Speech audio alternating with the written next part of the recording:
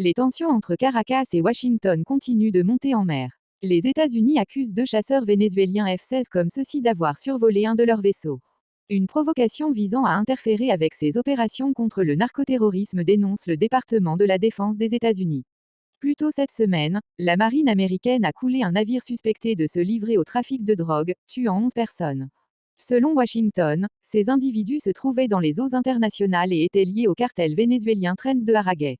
L'attaque pourrait constituer une violation du droit international selon plusieurs experts. 11 narcoterroristes sont désormais au fond de l'océan. Les prochains subiront le même sort. Cette escalade survient alors que les États-Unis renforcent leur présence militaire dans les Caraïbes, notamment en s'appuyant sur leur base dans la région.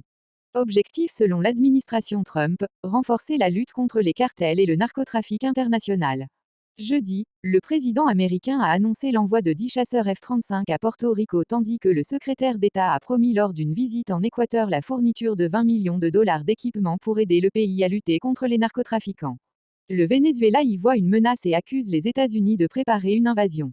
Le président Nicolás Maduro a lancé une campagne nationale de recrutement de miliciens.